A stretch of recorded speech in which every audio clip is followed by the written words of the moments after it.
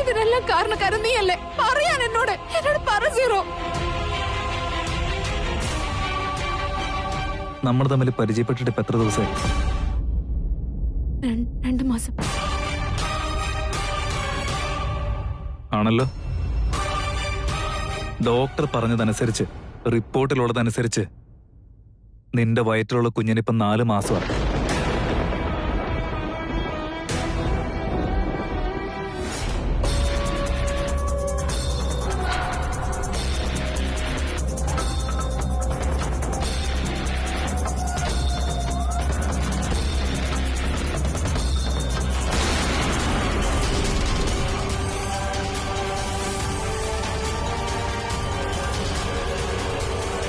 ഇതൊരു സാധാരണ വിഷമല്ല, ഘോര കാളകൂട വിഷം.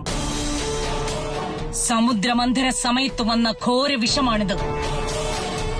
ഇത് ശിവന്റെ കണ്ഠത്തിലടങ്ങിയ വിഷമാണ്.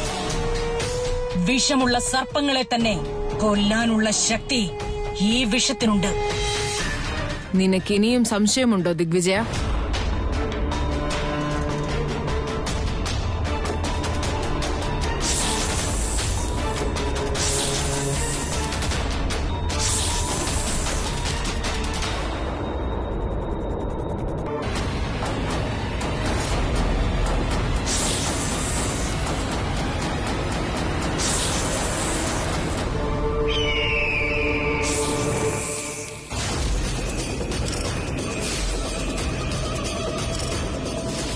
കണ്ടോ ദിഗ്വിജയ, ഈ ഘോര വിഷമുള്ള സർപ്പം പോലും നശിച്ചിരിക്കുന്നു. പിന്നെയാണോ ആ നാഗറാണിയെ നശിപ്പിക്കാൻ പാട്?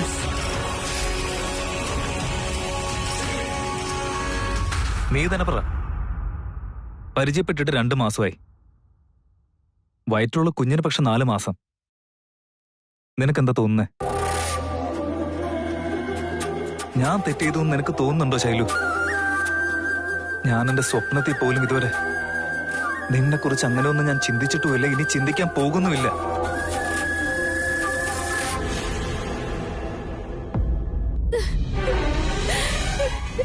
സീറോ, നാടകത്തില് ആരെങ്കിലും കെട്ടിപ്പിടിക്കുന്ന സീനുണ്ടെങ്കിൽ അത് ഞാനങ്ങനെ ചെയ്യാറില്ല. എങ്ങനെയെങ്കിലും മാനേജ് ചെയ്യാ ചെയ്യുന്നേ. എന്റെ ചെറുവിരല് പോലും ടച്ച് ചെയ്യാൻ ഞാൻ സമ്മതിക്കാറില്ല. അങ്ങനെയുള്ള ഞാൻ എങ്ങനെ പ്രഗ്നന്റ് ആവാനാണ്? പറ സീറോ.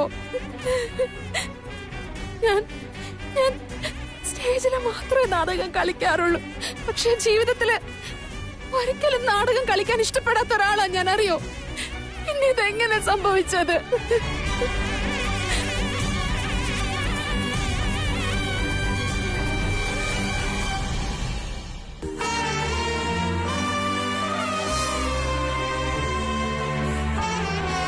എങ്ങനെയാണെന്ന് എനിക്ക് ശരിക്കും അറിയാൻ ശൈലു.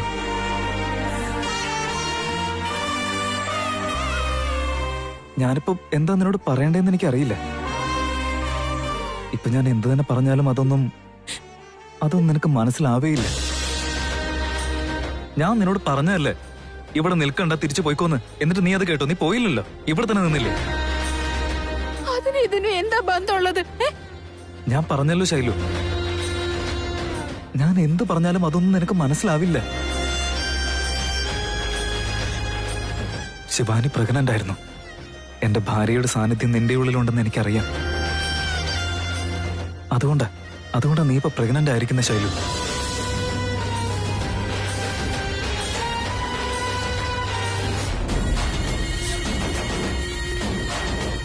ഗുരുക്കളെ, ഞാനും ഇത് എത്ര തവണയായി അങ്ങോട്ടേക്ക് വരിക?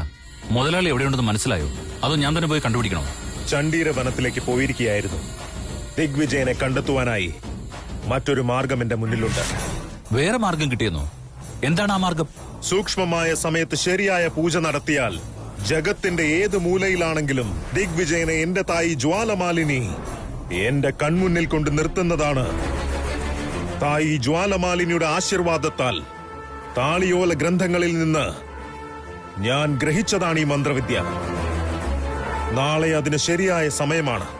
ദിഗ്വിജയൻ എവിടെയാണെങ്കിലും അവനെ ഞാൻ എന്റെ മായാവലയത്തിനുള്ളിൽ കൊണ്ടുവരുന്നതാണ്. അപ്പൊ ഗുരുക്കളെ, ശരിക്കും മുതലാളി വരുമോ? അവൻ സ്വയം വരില്ല, ഞാൻ അവനെ വരുത്തും. അവൻ ജീവനോടെ ഉണ്ടെങ്കിൽ അവൻ വന്നേ മതിയാകൂ. അതിനുവേണ്ടി തന്നെയാ ഞാൻ ഈ മഹാവിദ്യ ഗൃഹസ്ഥമാക്കിയത്. കാരണം എന്തെന്നാൽ നമ്മുടെ മുന്നിലുള്ള മാർഗങ്ങൾ, നമ്മുടെ മുന്നിലെ ലക്ഷ്യങ്ങൾ, അതിനേക്കാൾ മുഖ്യമാണ് ദിഗ്വിജയൻ. നാഗറാണിയെപ്പറ്റി, നാഗമാണിക്യത്തെപ്പറ്റി, നാഗരാജനെപ്പറ്റിയും അറിയാവുന്നത് ദിഗ്വിജയന് മാത്രമാണ്. അവനെ നമ്മുടെ കയ്യിൽ കിട്ടിയാൽ പിന്നെ മുന്നോട്ടുള്ള മാർഗം എളുപ്പമായി മാറുന്നതാണ്. ഞാനും അതിനുവേണ്ടിയാണ് കാത്തിരിക്കുന്നത്.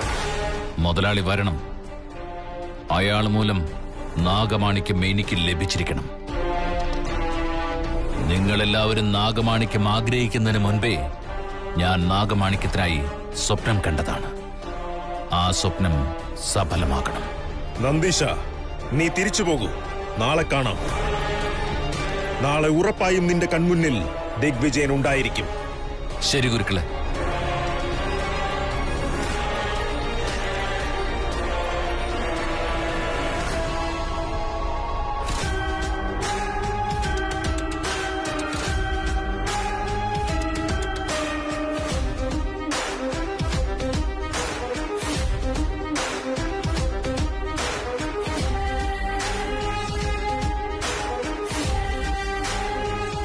ഇനിയിപ്പോ എന്താണ് ചെയ്യുക? അവൾക്കാണെങ്കിൽ ഒരു കുഴപ്പമില്ല. ഇനിയിപ്പോ നിങ്ങൾ അവൾക്കെതിരെ വിഷപ്രയോഗം നടത്തുമോ? അത് അപകടമാണ്. അവള് നാഗറാണിയാണ്. നമ്മൾ ചെയ്യുന്ന പ്രയോഗത്തിൽ അവൾക്ക് എന്തെങ്കിലും സംശയം തോന്നിയാൽ ഈ വിഷത്തിന്റെ കൂടെ കുറച്ചുകൂടി വിഷമൊഴിച്ച് നമ്മളെ കൊണ്ട് കുടിപ്പിക്കും. പിന്നെ എന്താണ് നമ്മൾ ചെയ്യുക? എല്ലാത്തിനും ഒരു വഴിയുണ്ട് ദാക്ഷായണി.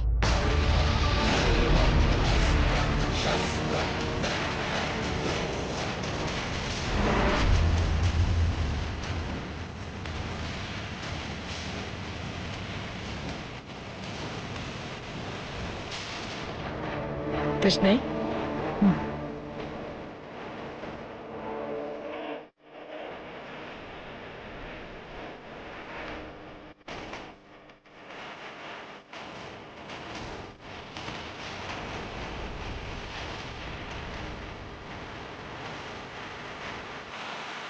ഇത് വാങ്ങിക്കൊണ്ടുപോയി അവൾക്ക് കൊടുക്ക.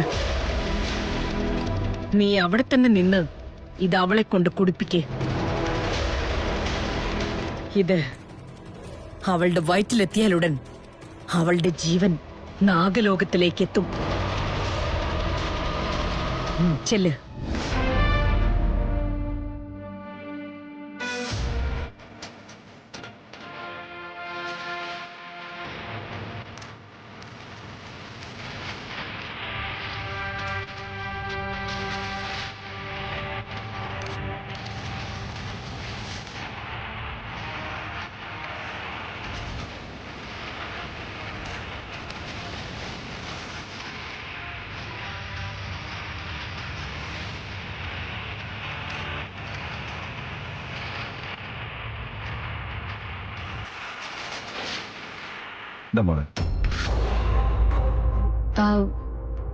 എന്താ ഇത്? മാംഗോ ജ്യൂസാ. എന്തിന്? ഇതെന്താ മോളെ ഇങ്ങനെ ചോദിക്കുന്നേ? മോള് പ്രഗ്നന്റ് അല്ലേ? ഇതുപോലത്തെ ജ്യൂസൊക്കെ കുടിക്കുന്നത് ഒരുപാട് നല്ലതാ ശരീരത്തിന്.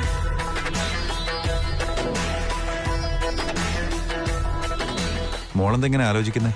ഇത് വാങ്ങുമോളെ. വേണ്ട, എനിക്കെന്തോ ജ്യൂസ് കുടിക്കാൻ തോന്നുന്നില്ല ഇപ്പൊ. പക്ഷെ നിന്റെ വയറ്റിൽ കിടക്കുന്ന കുഞ്ഞിനിപ്പ് ഇത് ആവശ്യമാണ് മോളെ. രണ്ടുപേരുടെ ആരോഗ്യത്തിന് നല്ലതാ. ഇത് വാങ്ങിക്കുടിക്കേ. എനിക്ക് വേണ്ടാത്തോണ്ടാ. നിനക്ക് വേണ്ടി സ്നേഹത്തോടെ ഉണ്ടായിക്കൊണ്ടുവന്നല്ലേ. വേണ്ടെന്ന് പറയരുത്. വാങ്ങിക്കുടിക്കും മോളെ. ശരി, തന്നേക്ക്, ഞാൻ കുടിക്കാം.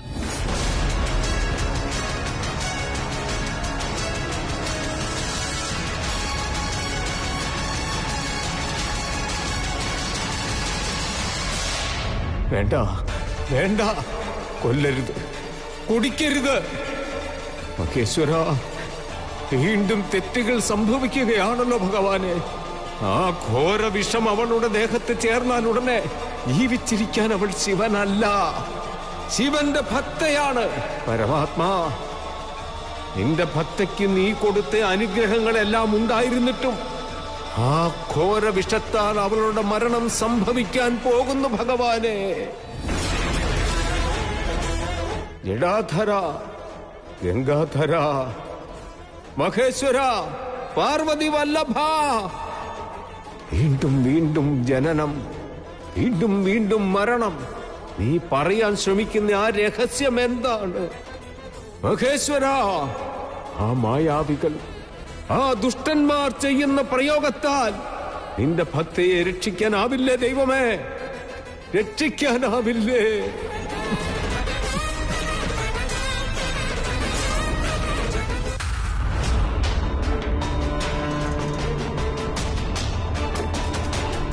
മോളെന്താ പിന്നെ ആലോചിക്കുന്നേ?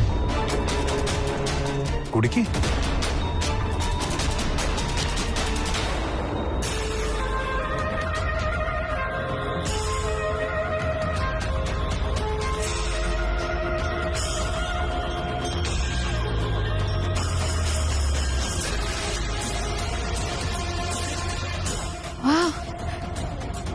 നന്നായിട്ടുണ്ട്, വളരെ നന്നായിട്ടുണ്ട്. എനിക്ക് ഒരു ഗ്ലാസ് കൂടെ കിട്ടൂ? നീ ചോദിക്കുന്ന അത്രയും തരുന്നതാ സന്തോഷം. ചേർത്ത് വെച്ചത് ഇനിയുണ്ട്, ഞാൻ എടുത്തുകൊണ്ടുവരാം. ശരി. അപ്പാ, തലക്കൊക്കെ എന്തോ മത്ത് പിടിക്കുന്ന പോലെ.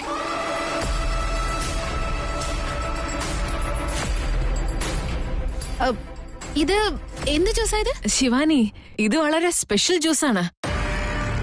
നിനക്ക് വേണ്ടി സ്പെഷ്യലായി ഉണ്ടാക്കിയതാ. ശരി.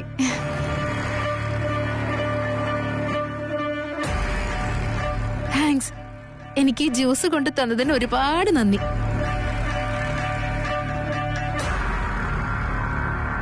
ശരി മോളെ, മോള് റെസ്റ്റ് എടുത്തോളൂ.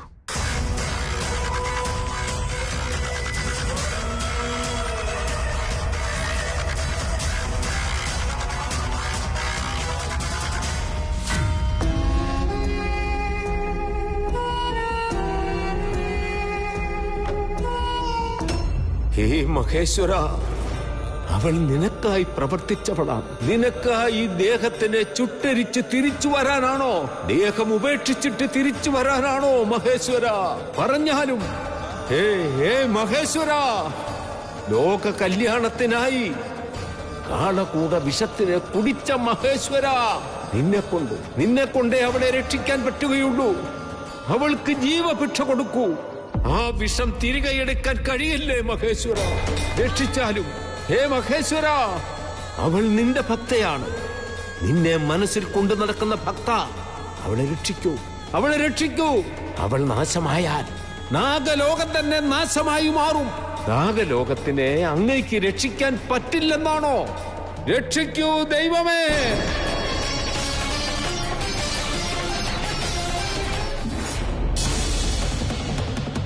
എന്തോ വല്ലാതെ തോന്നുന്നല്ലോ. എന്തോ വെള്ളം അടിച്ച പോലെയൊക്കെയാ എനിക്ക് തോന്നുന്നേ.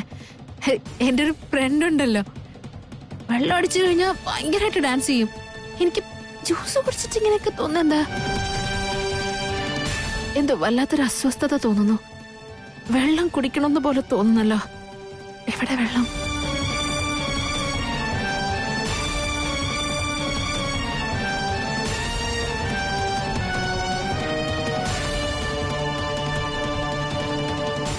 അയ്യോ, വെള്ളം കഴിഞ്ഞല്ലോ.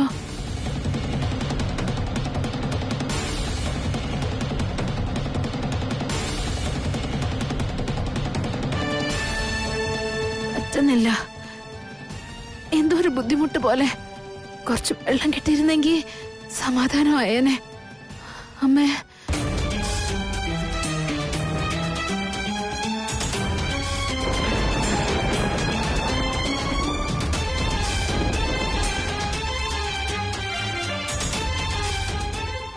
മഹേശ്വര, എന്താണ് ഈ മൗനം?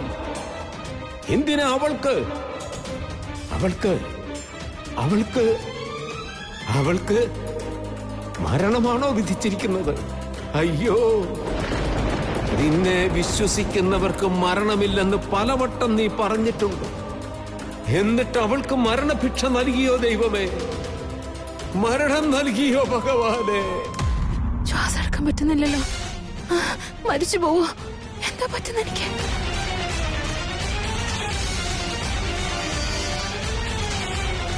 നിന്നെ വിശ്വസിക്കുന്നവർക്ക് മരണമില്ലെന്ന് പറഞ്ഞിട്ട് നിന്റെ ഈ ഭക്തയ്ക്ക് മരണമെന്ന ദൈവം കൊടുക്കുന്നുവോ ദൈവമേ?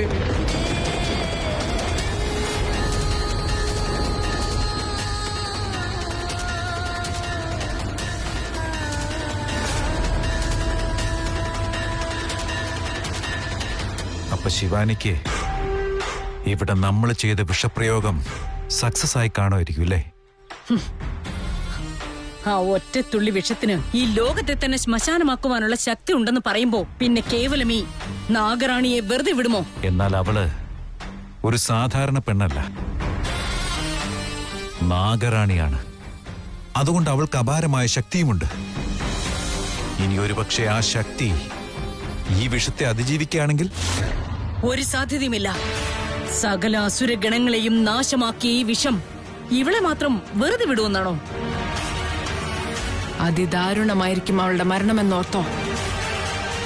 നീ ഒരു കാര്യം ചെയ്യണം. കുറച്ചു നിമിഷത്തേക്ക് ആരും അവളുടെ അടുത്തേക്ക് വരാതിരിക്കുവാൻ നീ ശ്രദ്ധിക്കണം.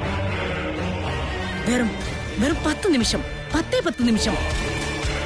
അതിനുള്ളിൽ അവളുടെ ശരീരത്തിലെ ജീവകോശങ്ങൾ വിഷത്തിന്റെ പ്രഭാവത്താൽ നാശമായി തുടങ്ങും. ആത്മാവ് ബാക്കിയാവുന്നതാണ്. ദേഹം നശിച്ചു കഴിഞ്ഞാൽ പിന്നെ ആത്മാവിനൊരു ശക്തിയുമില്ല. ഒരുപക്ഷെ ആരെങ്കിലും ശരിയായ സമയത്ത് തന്നെ അവൾക്ക് ചികിത്സ കൊടുത്താലോ? ഒരു സാധ്യതയുമില്ല. അവളുടെ ദേഹത്ത് കാർക്കോടക വിഷം കയറിക്കഴിഞ്ഞാൽ യാതൊരു ചികിത്സയും മായാമന്ത്രവിദ്യകളും ഒന്നും തന്നെ ഫലിക്കില്ല.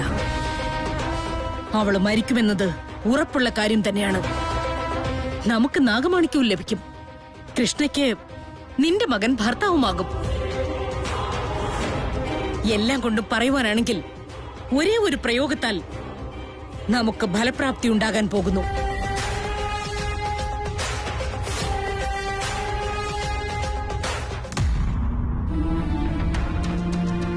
എടാ മരുമോനെ, ഇങ്ങ് വന്നേ. വാടാ.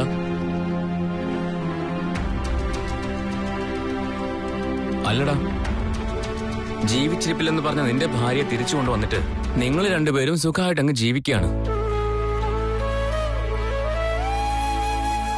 എന്റെ കഷ്ടകാലത്തിന് സ്വന്തം വീട്ടിലേക്ക് പോയ എന്റെ ഭാര്യ ഇതുവരെ തിരിച്ചു വന്നില്ലല്ലോ. എന്ത് ചെയ്യാനാ? യഥാർത്ഥ പ്രണയമുള്ളവരെ ആർക്കും അകറ്റാൻ പറ്റില്ലെന്നുള്ളതിന് ഉദാഹരണമാണ് എന്റെ മകനും മരുമകളും. അതെ, സ്നേഹമില്ലാത്തവര് എങ്ങനെ വഴിതെറ്റുമെന്നുള്ളതിന് ഉദാഹരണമാണ് ഇപ്പൊ നീ. ഇതിനോടകം അവൾ മരിച്ചെന്നത് തീർച്ചയാണ്. ഇവിടെയോ ഇവരെല്ലാം അവരുടെ ദിവ്യപ്രണയത്തെ വാനോളം വാഴ്ത്തുകയാണ്. അമ്മ, ശിവാനി അവൾ ആഹാരമൊന്നും കഴിച്ചിട്ടില്ലടാ. നീ ഒരു ഗ്ലാസ് പാലെങ്കിലും കൊണ്ടു കൊടുക്ക്. ശരിയമ്മേ. ഞാൻ പറഞ്ഞത് കേട്ട് ശരി പറഞ്ഞ അവിടെ ഇരിക്കാതെ. മധുമതി, കുങ്കുമം ഇട്ട ഒരു ഗ്ലാസ് പാല് കൊണ്ടുവന്നേ. തൃശ്ശൂലെ, കുങ്കുമം ഇട്ട പാല് കുടിച്ചു കഴിഞ്ഞാൽ കുഞ്ഞിന് നല്ല നിറവും ആരോഗ്യം ഉണ്ടാവും. ഗർഭിണിക്കും നല്ലതാടാ. ശരിയമ്മേ. ശരിയമ്മേന്ന് പറഞ്ഞ അവിടെ ഇരിക്കാതെ ഇത് കൊണ്ടു കൊടുക്കടാ. ഇങ്ങോട്ട് വാ, കൊടുക്ക്. അമ്മേ. ശരി, കൊണ്ടു കൊടുക്ക്.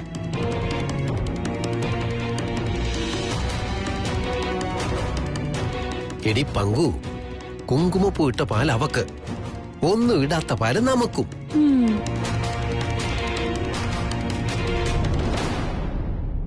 തൃശൂൽ, എന്താണിത്? ആർക്കാണിതെല്ലാം? ശിവാനി ഉച്ച മുതൽ ഇതുവരെ ഭക്ഷണമൊന്നും കഴിച്ചിട്ടില്ല എന്നാ പറഞ്ഞത്. എന്നാ പിന്നെ പാലെങ്കിലും കുടിക്കട്ടെ എന്ന് വിചാരിച്ച്. അവള് ജ്യൂസ് എന്തോ ഉണ്ടാക്കി കുടിച്ചെന്ന് തോന്നുന്നു. ഒരുപക്ഷെ അവള് ഇപ്പൊ ഉറങ്ങിക്കാണും. ഈ പ്രഗ്നന്റ് ആയിരിക്കുന്നവരെ ഉറങ്ങുന്ന സമയത്ത് ഡിസ്റ്റർബ് ചെയ്യുന്നത് അത്ര ശരിയായ കാര്യമല്ല. എന്താ അവള് ഉറങ്ങിപ്പോയെന്നാ? എന്നാ പിന്നെ ഞാൻ അവളെ ഡിസ്റ്റർബ് ചെയ്യാൻ നിൽക്കുന്നില്ലേ. എന്തായാലും അവിടെ വെച്ചേക്കാം. അവൾക്ക് എഴുന്നേക്കുമ്പോ വിശപ്പുണ്ടെങ്കിൽ എടുത്ത് കുടിക്കുമല്ലോ. ആ,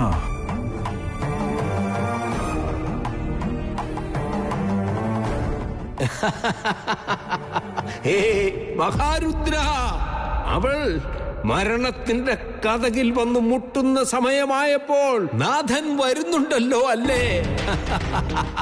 എന്താണ് എന്താണ് നിന്റെ മൗനത്തിന്റെ ഉത്തരം മഹേശ്വര? പറയൂ.